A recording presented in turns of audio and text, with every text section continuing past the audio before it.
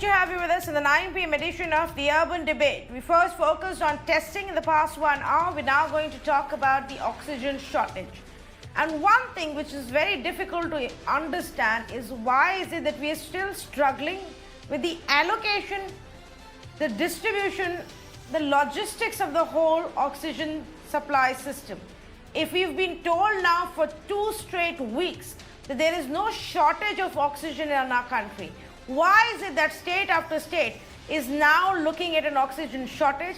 Hospital after hospital is putting out SOS in the public domain that they're going to run out of oxygen, and now we're actually getting more reports of people dying allegedly because a hospital either ran out of oxygen, or there was a disruption in the oxygen supply.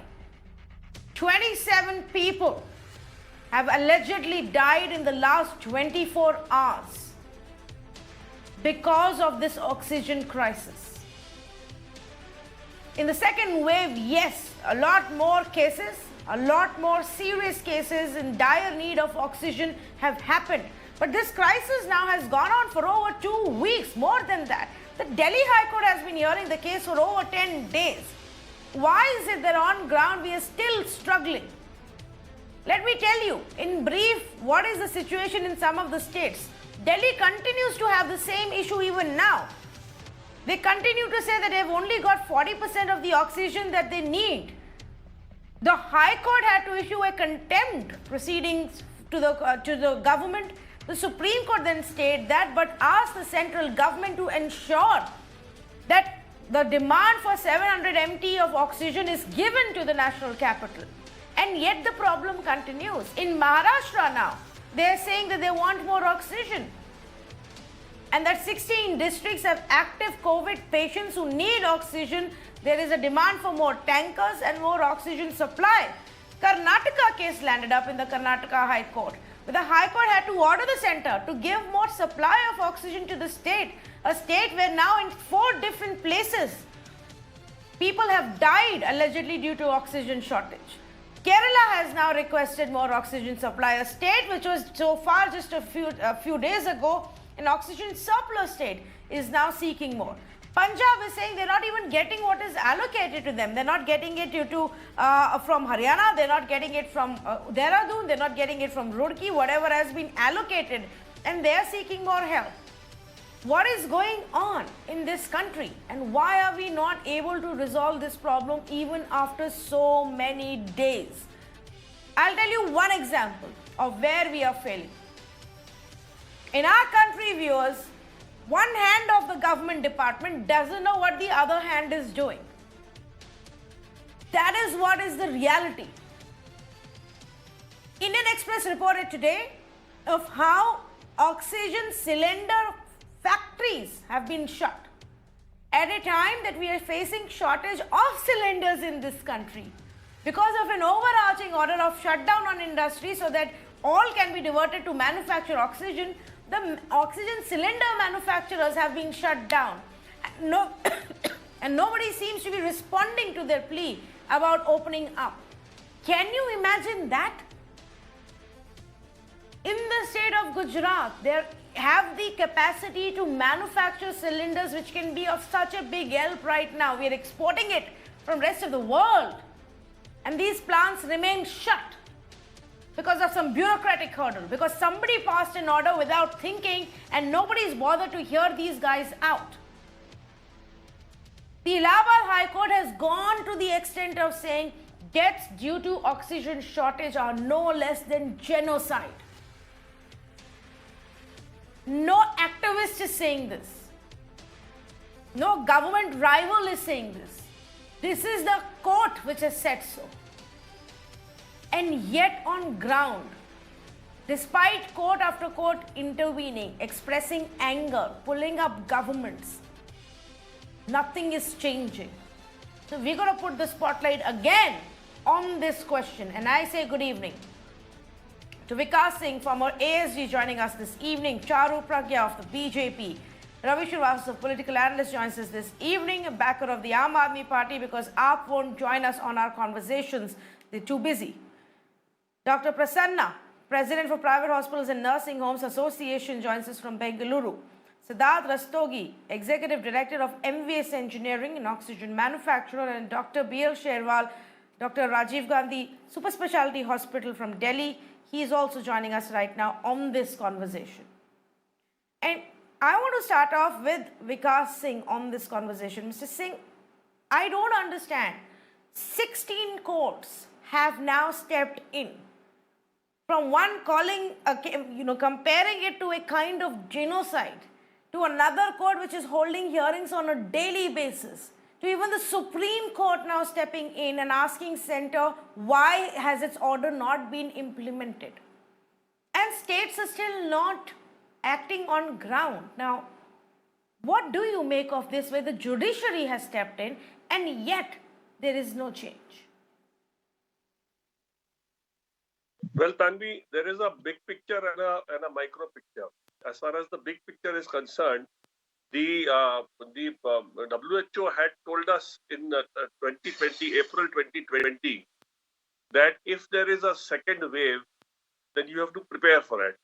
And the preparation was by preparing for an oxygen surge, meaning that you will keep a double capacity oxygen ready, so that when the second wave happens, you can straight away augment the oxygen facility into the double of whatever is the existing capacity. That was one.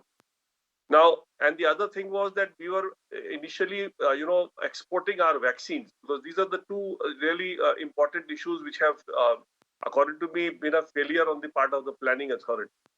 Nobody thought that there would be a second wave. Everybody started saying that India is a very special country and there'll be no second wave, which was where everything went wrong. Not a question of a blame game, but it's a question of a very faulty planning. Now, when this is the larger picture, because the less number of people being vaccinated, obviously more number of people wanting to go to the hospital, and the hospital infrastructure being as it is stretched, you don't have beds, etc. Now, the smaller picture is, or the micro picture is, that everybody has started hoarding oxygen as well. Now, even with states which are surplus say, no, there may be a requirement, a projected requirement where suddenly things may go up, so they don't want to leave that oxygen. There are law and order issues where states are stopping oxygen to go from their state to the other state, saying that, no, if I allow this oxygen to go. Even people in homes are holding oxygen. So people are keeping cylinders at home because they know for sure that if they require a hospital bed, there are no beds available. So might as well do something at home. So this micro picture is actually aggravating the problem even further. Now the problem is today that Delhi had a requirement of about 360 tons as a 390 tons as a normal routine. Now because of this surge and because of this additional requirement, now the requirement of Delhi is 900 tons, more than 900 tons. So almost 3 times the normal requirement of oxygen has come in Delhi, and this is happening, being replicated in state after state. So where do you get this oxygen? You had to have a surge plan ready, or doubling the capacity of oxygen wherever it is suddenly this kind of wave is to happen. Now this doubling which is being done now by this firefighting by the central government and the state government, that is taking time. And I'm sure they'll be able to put things in place probably in a couple of days. But in this last 1 week or so, we have lost thousands of lives because of a shortage of oxygen. Hospitals where there are shortage of oxygen, they are not taking more people because they say that I have a 2-hour oxygen availability with me. I don't want to take more patients and get more patients killed if that oxygen, finishes after 2 hours. So that's the kind of huge problem. I'm as the president of the Supreme Court Bar, I'm trying to find beds for my members almost every hour. And in spite of my connections, in spite of knowing so many hospital owners directly, I'm unable to get hospitals many a times for them. So that's the reason. And many of them tell me this, that they have beds, but because of 1 hour or 2 hour oxygen availability, they don't want to take any more patients and put larger number of people to risk as compared to what numbers they already have. So that's the kind of scenario that we are actually facing, where we have failed both in the big picture as well as in the small. You've put it very well. We failed it in the big picture, and in the even at right now on a micro level, we seem to be struggling to get things straight. Dr. Sherwal, let me bring you in on this, because I want to understand from you as well, where are we going wrong? I mean, how is it that with courts now hearing the matter between the center and the Delhi government, with both promising to step up on the supply, hospital after hospital is from the national capital is still raising this issue. Either they're having to cut down on the admission of patients, or they're discharging patients, or they're putting out an SOS every day, publicly seeking more oxygen. Where are we failing? No, basically the issue which had just been highlighted, that there was a problem of allocation of the oxygen. But before we talk about the allocation, actually we have to understand this, that we were not aware of the unprecedented demand of the oxygen, which is a mistake on the part of the system and on the part of the administration. So all levels.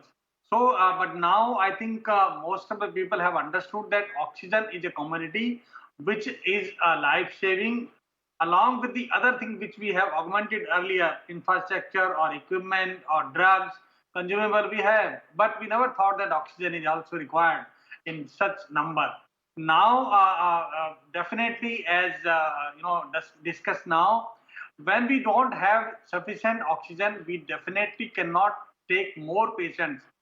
Once the hospital take the patient in, it is the responsibility of the hospital to take care of those patients.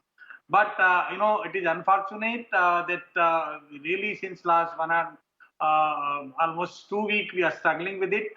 Hopefully, since last 2 days things are looking a little smooth, and now because of the better coordination and even higher authorities, I'm really thankful to the government.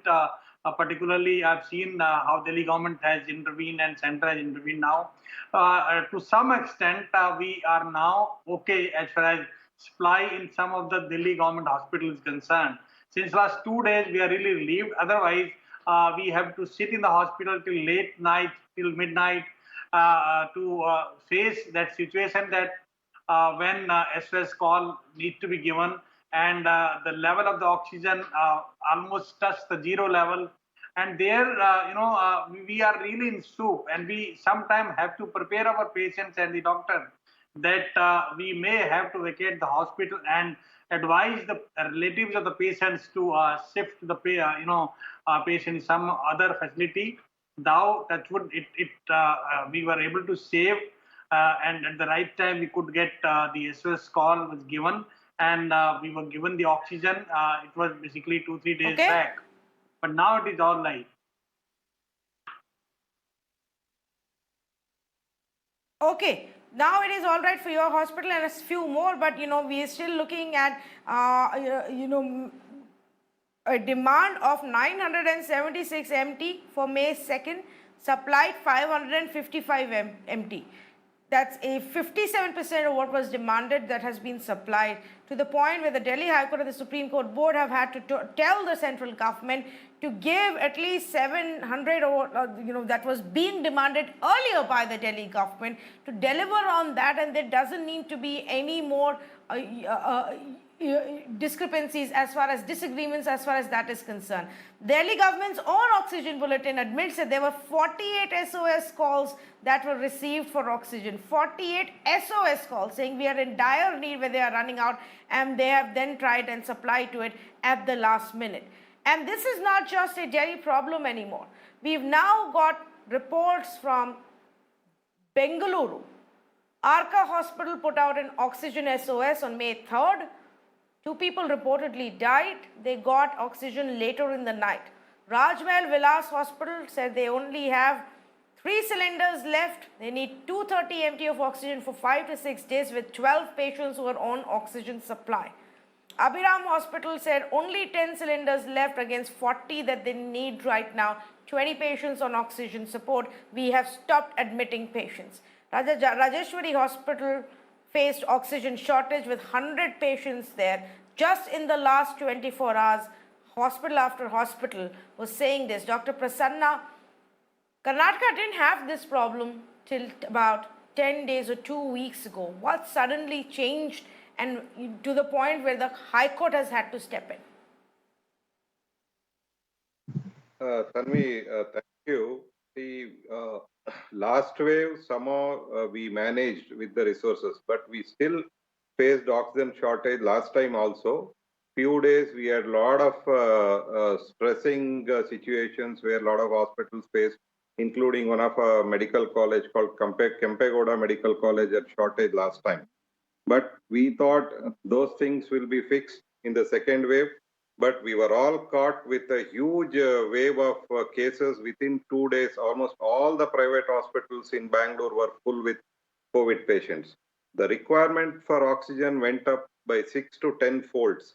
So all these oxygen vendors who were doing the routine supply could not supply the additional load, nor they were getting support from the government because they were not getting adequate amount of liquid oxygen. Somewhere that calculations have gone wrong. We have been caught napping, and suddenly we are facing at this huge crisis of oxygen shortage. Bangalore today has more than 3 lakh active cases. The requirement of oxygen in Bangalore alone is more than 600 tons per day, but we are not even able to get about 300 tons. So most of the small hospitals have stopped admitting COVID patients because they are not getting any support from the oxygen vendors. And we have appealed in the High Court, and the High Court has instructed the Government of India and Government of Karnataka to ensure adequate amount of liquid oxygen is available to the vendors so that all these big, small and medium hospitals get adequate oxygen in the future days.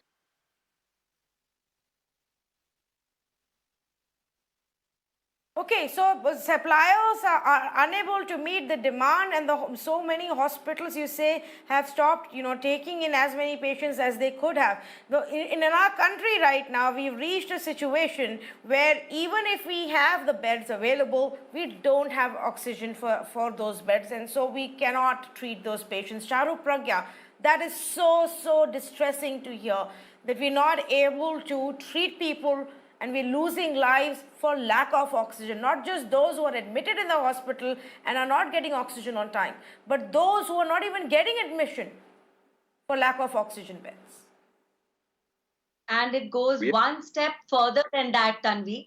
In fact, 95% of COVID patients are recovering at home. They're not even in hospitals. And because our hospitals are so overcrowded and overflowing right now, and also struggling with a second onslaught of lesser and lesser doctors and healthcare workers every day, the requirement for oxygen cylinders at home is increasing even more. The problem is not just of the supply in hospitals, the problem is also of supply of oxygen to the places which were filling up these oxygen cylinders.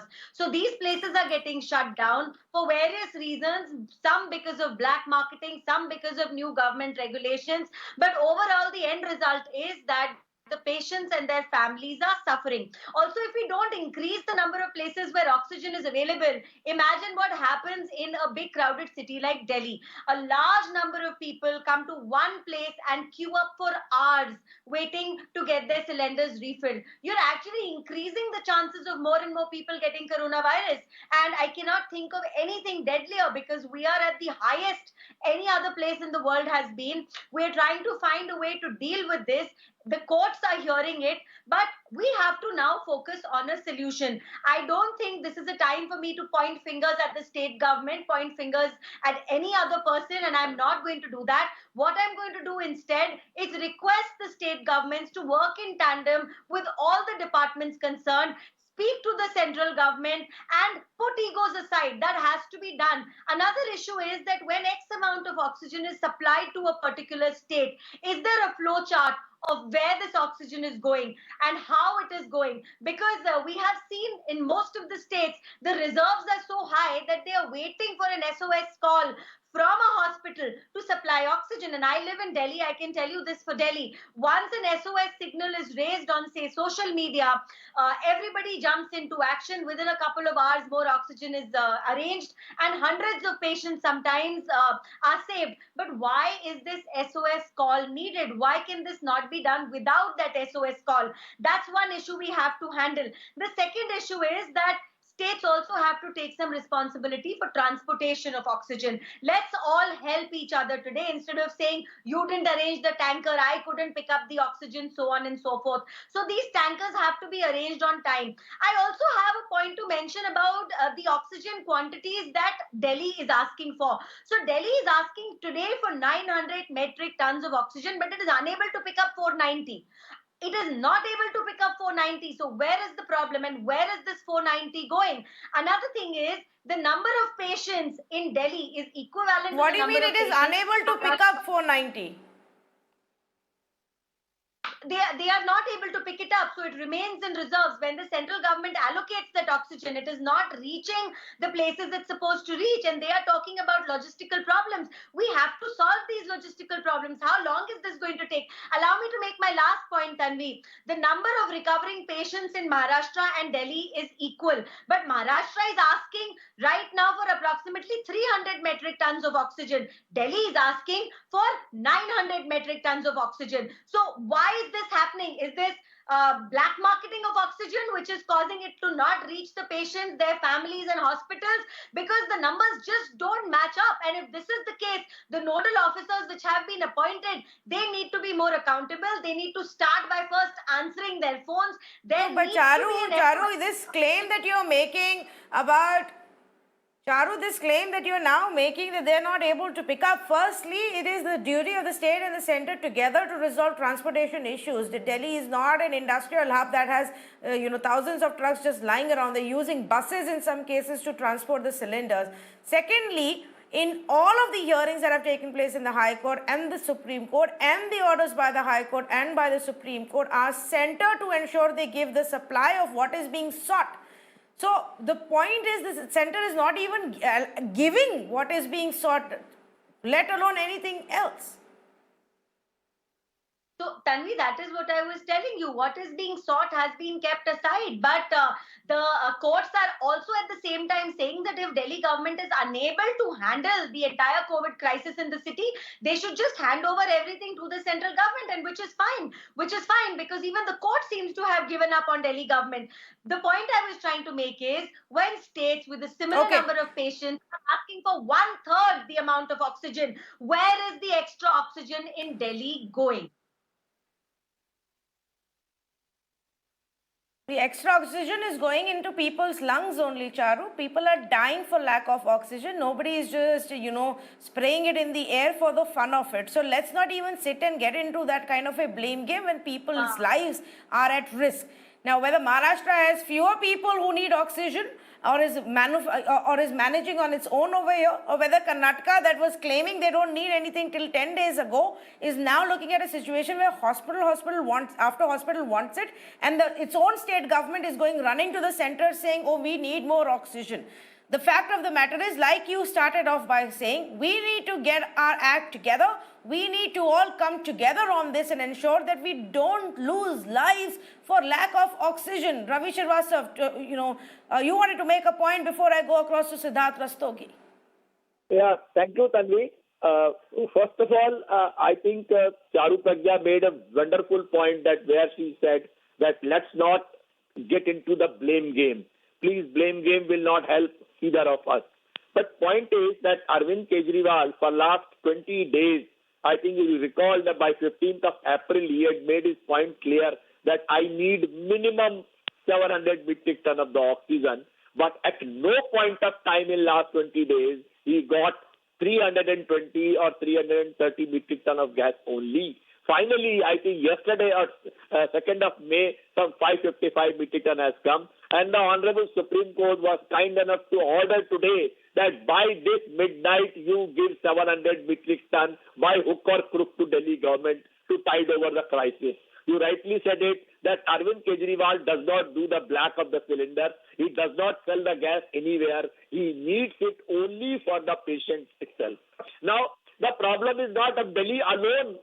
Karnataka has fallen short of 850 metric ton. Maharashtra has fallen short by 200 metric ton. Punjab has fallen short by 150 metric ton. Haryana has fallen short of 100 metric ton. Now the crisis is everywhere. And the problem is that this time in the second wave, the cases literally multiplied. multiplied. It went up exponentially. And that was the reason it caught all the governments napping.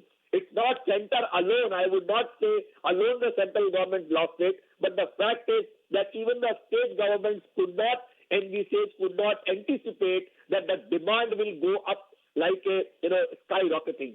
But the fact is that this couple of days, I understand that things are going to improve. India's requirement was 6,000 metric tons per day of the oxygen, and suddenly it has shot up to 9,000 metric tons. I think any government cannot meet this kind of demand anywhere in the world. But the fact is that the government has started mobilizing. No, but that's not the point right now, Ravi. Of course, governments are going to struggle to meet the demand. Of course, the demand has gone through the roof because people are dying right now, because we didn't care about the second wave hitting us in the month of February and even March and woke up to it too late. That being said, the problem lies in where we can fix the situation, solve the problem, and we still don't. It took our government 1 week to get its plan and its act together as to how to deal with the foreign aid. It took them 1 week. It took them 1 week after the foreign aid started flowing in. Oxygen concentrators, empty cylinders, donations that were being made. We took 1 week to start allocating it to the states. No, 1 minute please. I want to give another example. And I can't wrap my head around this. I had to read the story twice today in the newspaper in the morning to actually believe that this has happened. That in the state of Gujarat, there are oxygen cylinder manufacturers who have been shut down as part of the larger plan to deal with oxygen shortage. Can you believe this? Because there is oxygen shortage in the country, we went ahead and said all other kinds of industrial activity must come to a standstill so that these plants can be used to make oxygen, or this oxygen in these plants can be utilized for medical purposes. And in that process, we shut down an oxygen cylinder manufacturer at a time when the entire country is crying about lack of cylinders in our country, Ravi. Yeah, Tanvi, there are two types of bureaucrats. One are just mechanical, they don't use their head and they just start implementing whatever is written on a piece of paper. There is a bureaucrat, a district magistrate in Nandurbar. I hope you know his story also, that how he single-handedly managed the entire oxygen situation in the whole district. So there are all kind of people, but let me tell you, this time some heads must roll. 5 days the aid was lying on the airport, which had come from 40 nations abroad, and the people were not finalizing the SOP, the standard operating practice for that. And for 1 week, the whole thing was delayed. How many lives were lost during that period? These people, some bureaucrats, some officials must get oversensitive by now. I don't know, because they have not been pulled up.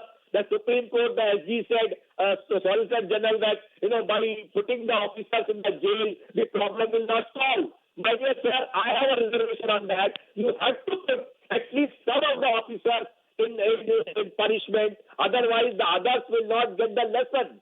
And the same kind of lethargy. January, some people were shouting at the top of their voice, we have won over Corona. The Corona has gone from India. I mean, that was the time when we had to prepare for the second wave. And we did not do it. The price the whole nation is paying today. And since last 4 or 5 months, more than 1 lakh of lives have been lost.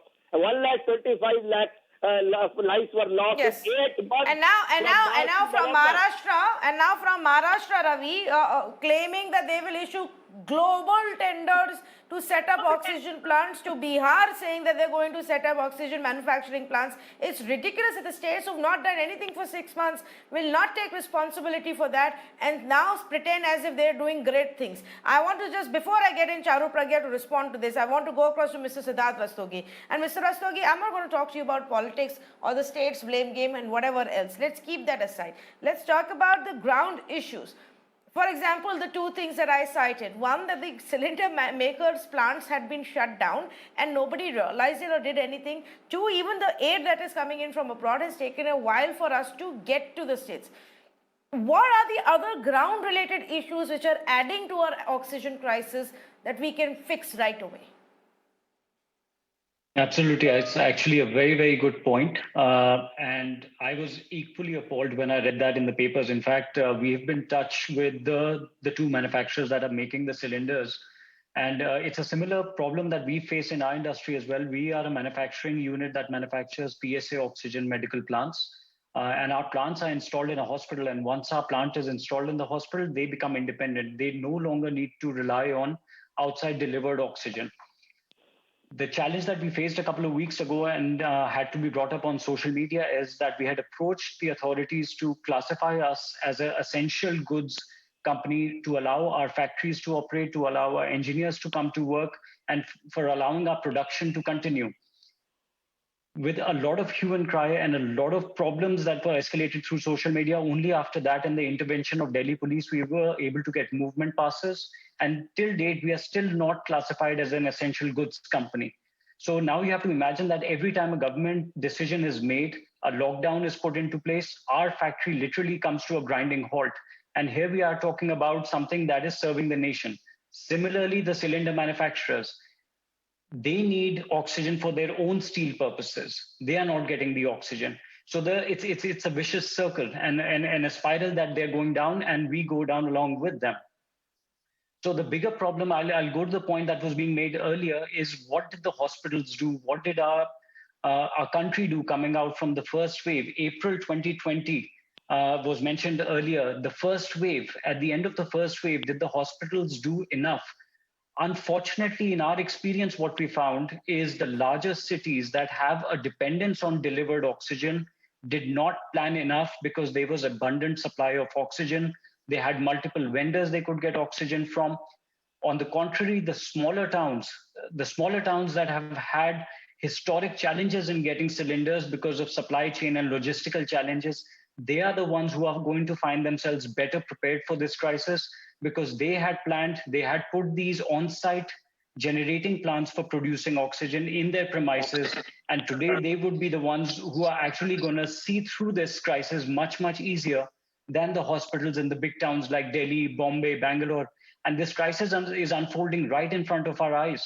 The hospitals, the larger hospitals, which are now being turned into COVID facilities, they are unprepared because the oxygen supplies aren't coming to them and they have no way of producing their own oxygen. Had the decisions been made a year back and to install their own PSA oxygen generators, which now are in crisis mode. So we have companies in India like my own, where we are capable of manufacturing PSA oxygen generators, but it is a highly technical equipment. It takes time to manufacture. So for us to say that can we wait over this crisis in a week's time, in 2 weeks' time, it is not possible. This planning should have begun 6 months ago when we knew that there's a second wave happening or second wave is going to be coming. What we've been telling all of our customers at this point, people who are inquiring about how soon can I get my PSA oxygen generator, I want it now. We've been telling them, invest now, and then when the third wave comes, because we know it's going to come, at least you'll be better prepared at that time. So the other challenge that we've been now facing is because of this. So let me ask you, there are two things I wanted to check with you, Mr. Rastogi, and what you're saying is extremely interesting. But you're saying even now you're facing trouble, and as state after state announces lockdown, even now you're facing trouble in moving your equipment to the hospitals where it needs to be installed. At least are you able to set it up together, or is there a problem there as well in different states? So there are definitely supply chain related issues. We have, like any other industry that depends on mechanical, electrical componentry and equipment, we have our supply chain going into Chennai, into Pune, into Bangalore. So we have vendors all over the country, and these are well-reputed names. They're air compressor manufacturing companies. They're behemoths. They're very, very large companies who are not able to meet our demand. We need all of these equipments now to get something from Pune because their factories are getting affected, is affecting us indirectly. So it's not just getting our oxygen generators to the hospitals to be installed. It is the supply chain challenges we are facing, getting all of the equipment to put together our machinery. The other big challenge that we are facing right now is the raw material. The critical raw material in production of oxygen is a material called zeolite. The zeolites are not manufactured in India. They're manufactured in Europe. They're manufactured in the US. And there is a massive, massive global shortage of zeolites now because all of the countries in India alone, we know the countries that have just come out of their second wave. We are looking at Europe. We have looked at Brazil. We have looked at US. All of these countries, they have also had similar challenges. They have taken up a lot of the zeolites. They've consumed it. And now those manufacturers are also finding themselves out of stock. So our situation at this point is that there's limited zeolites in our country. We are having to air freight at sometimes twice, 3 times the cost. So supply chain challenges are there in our entire industry at this point.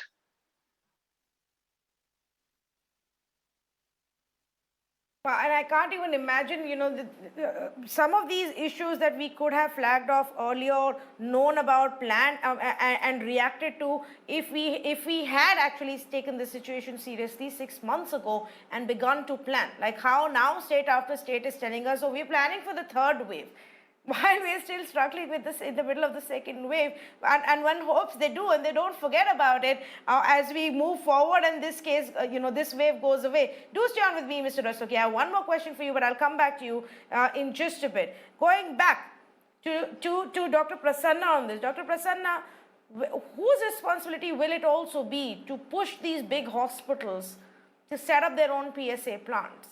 At some point, even the hospitals will have to take up responsibility. Otherwise, we may, stumble again the next time around. Tanvi, most of the big hospitals have their own like oxygen plants in Bangalore, but it's a challenge in the other districts where they don't have their own oxygen plant. But the main crux of the issue is for mid and small hospitals, which are catering to nearly about 30% of the COVID treatment right now. These are the hospitals which are facing the main issue of oxygen shortage. We need to do some micromanagement, how to supply oxygen to these hospitals at the right time. That's the only way, because there is no point in doing a blame game now. We have to get over with this second wave, and then there will be some breathing time. By that time, we can set these shortcomings in place. So right now, the government needs to do micromanagement. Luckily, yesterday, the government of Karnataka has set up nodal officers for all zones and districts. Bangalore also has been divided into about 8 zones, and there are responsibilities fixed on these nodal officers.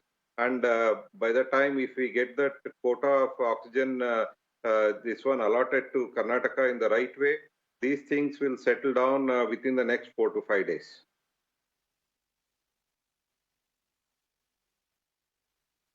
Hopefully, yes, they settle down in the next 4 to 5 days. I am just trying to still understand why it's taken so long. Charu, these are things that our government machinery needs to look at. And I'm not just now talking about politicians. Ministers have a certain amount of responsibility. But at some point, we need to start making our bureaucrats also accountable for what work, what planning, what conversations and interactions have they done with people on ground. I mean, can you imagine, Charu Pragya, that we shut down an oxygen cylinder manufacturer's plant for lack of oxygen, and as a way of solving that problem, we shut down their plant? So Tanvi, this entire crisis is exposing the loopholes in our system. So simply pushing papers in bureaucracy is not sufficient. This incredible red tape that our country struggles with, that has been exposed today. And I'm not going to be political here. I have to also understand that I have a responsibility as being a person in public life, and I have a responsibility not just for today, but for tomorrow, for my country. So if we don't identify these loopholes, how are we going to plug them? How are we going to treat them? So we have to start understanding that every single thing cannot be dealt with on paper today. Let's first save lives, and then we can deal with the red tape. I'm going to take a leaf out of our External Affairs Minister's statement, and he has also said this. We know that we have underinvested in healthcare. Of course, India has had its own struggles, and we were a developing country. But what's happened in the past has happened in the past, and let's leave that. Today, we have to see how we can best optimize our resources. We have to see that how departments of the government can stop functioning in silos and extend cooperation to each other. See, I'm not even differentiating between the state government and the central government right now, but within the central government also, there are multiple departments at work which are trying to save the people of India. So they all need to work in tandem. The conversations between these departments need to increase, and the kind of hindsight we have had, like the one you just mentioned in your show about oxygen cylinders, these cannot be overlooked, and these have to be treated with at war footing. This is worse than war. At least in a war, we can see our enemy. Here we don't know what's going to hit us from where. The virus is getting deadlier by the second. Our hospitals are overloaded. I'm extremely worried about the condition of our health workers, because overnight, India cannot produce doctors. We cannot, and interns might not always be equipped to take over from doctors. They take a step back home. So Yes, and imagine what we're doing, Charu. Imagine what we're doing. We're adding to their plight. We're adding to the plight of the doctors by, by making them now wonder and run around for where they're going to get their next oxygen. Or in some cases, which are the worst of all, we're even, intimidating them into silence so that they don't open their mouths about the lack of oxygen, so that overall the picture looks good. In Uttar Pradesh, the Meerut unit of the Indian Medical Association said there were 3 hospitals in 1 week where family members got agitated because patients were denied admission due to the heavy load and due to lack of oxygen. They couldn't take in more people.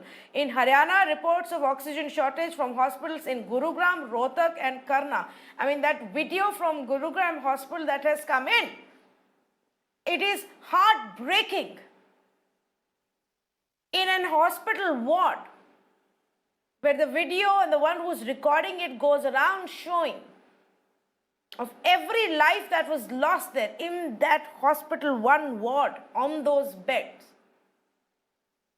where the hospital management itself has spoken and said they got so scared that they actually asked their staff to go and hide when there was an oxygen shortage that led to deaths and family members were getting agitated. And Ravi Srivastava, the response from the Haryana authorities and the police was to say, this is last week's video. Of course it was 3 days ago or 5 days ago, and that is what was said. It doesn't take away from the pain. It doesn't take away from the fact that lives were lost because of lack of oxygen. It doesn't take away from the fact that the staff members of that hospital were scared for their lives. And rather than admitting and addressing that problem, the only response we got was how this is a 1 week old or last week's video, not even 1 week old video, and how people should not resort to this kind of rumor mongering. We refuse to admit and acknowledge the real problem, Ravi. Tanvi, this is indeed shameful. But let me tell you that I will not name. Some states are fudging the number of the deaths. Some states are fudging the number of the deaths. Some states, the crematorium rods are burnt. In some states, the walls and the fiber sheets are being raised so that it cannot be seen that how many bodies have been burnt over there. Whom are we trying to fool? Whom are we deceiving? Whom are we cheating? The nation should know everything, whatever is happening and why it is happening. So instead of, improving their self, improving their healthcare infrastructure, they are trying to hide the thing. And not alone that, if some media tries to expose that, they go to the extent of gagging him. They gag the media, they gag the journalists, they gag the people and threaten them that if you will speak like this, you will be punished. There were some teachers who died for counting in UP. Some 700 teachers have died. It's a newspaper report. I have not personally verified. 700 people died and the government says, no, there are only 37 deaths. So this is how the things are being fudged, and how they will continue to be fudged, I don't understand. And several states are doing it, and this is totally unfair. Well, when lives are being lost, no amount of fudging the data will hide that, Ravi. And you may not want to name the states. Let me name the states. There is a death record mismatch from every state, starting from Delhi to Uttar Pradesh, Madhya Pradesh, Karnataka, Gujarat, Telangana. And in these states, not just me, in most of them, the courts have come up and questioned the governments. There is no denying that fact anymore. I'm saying even when video evidence comes out of what's happening and the plight of the people and the plight of the hospitals and their staff, the immediate response of the authorities to say is, oh, this is not yesterday but 3 days old. How does that change anything? How does that make it any better? Does that bring back the lives? Does that make the life of the doctors and the staff and the nurse members any easier in any of these places? It doesn't. Dr. Sherwal, I wanted to just quickly also ask you this question. What is the clarity on how the system is going to function from here on? You're hopeful that situation improves. Courts have now stepped in. But is there a clarity on how the system is functioning as to where and how much oxygen will you get next? Yeah, basically, as I told in the beginning, that things need to streamline, and hopefully it is now streamlined, and every the oxygen quota has been fixed for the hospital. So first thing is that we should get the quota in full. Till now, we are getting approximately 50% of the quota. So that is one thing. Another thing that we definitely need to augment our system, and every hospital need to have a PSA, and we need to have adequate oxygen concentrator. When in future any problem arises due to shortage of the oxygen, so we need to be self-reliant, so that the situation which was reported in some state that the police has to arrange or healthcare worker has to hide, that can be avoided. And I will make here important point that as a doctor, the more important thing which now nobody is seeing is the burnout of the doctors and the healthcare workers. It is going to, we all are working since last 1 year or so, and all the doctor healthcare worker definitely, there is a burnout. So I'll just request that it is important to keep the morale high of the doctor and the all the staff who are working in the COVID area. It is not a normal circumstances. I believe you, believe me that it is very difficult when you wear the PP kit for 4 hours, for 6 hours, even for 12 hours. It is really very, very tough for the medicos. So I will like that we need to augment the healthcare workers. And definitely at the same time, we have to work on the vaccination program, and so that the more and more people can get vaccinated. That is a way to, I know that it is bound to happen, third wave will be here. But how we can reduce the effect of that wave is in our hand. That is very simple, that vaccination is one. And third is, of course, all the accommodation of the government level, hospitals individually and the state, and all we need to unite, and we need to talk, and not only talk but work in tandem, as Charu has just said. So I request. Well, I can tell you one thing, Dr. Sherwal, you and I can hope for it. You and I can hope for that kind of unity, Dr. Sherwal, but if the Delhi High Court proceedings or even the Supreme Court proceedings are anything to go by, it falls apart every single day, where you see incessant bickering between the center and the Delhi government on each and every aspect of this oxygen. I mean, the kind of comments that are made in the courtroom when those arguments are on is really disappointing, and one questions on whether they will at least at some point get together and really work out for the people of the national capital. Very quickly, to Mr. Siddharth Rastogi, before I wrap this up, Mr. Rastogi, I had a quick question for you. How long does it take to set up a medium-sized PSA plant? Even now, for those who are waking up and working with you and placing orders with you, how long will it take for us to see some part of this problem get resolved via this method? Typically, the manufacturing cycle is about 4 weeks. We are trying to reduce that, but given the order backlog right now, there are limitations in our own manufacturing capabilities as well. As you can very well imagine, there's a finite production capability that we have. So our lead times have already gone to 12 weeks at this time. And that is still a better lead time than some of the other manufacturers that we speak to in the same industry. We are looking at lead times that have gone up as high as 20 weeks in some cases. So every passing day, the longer the decision is being withheld or not being made, the worse the problem is going to be for the hospital.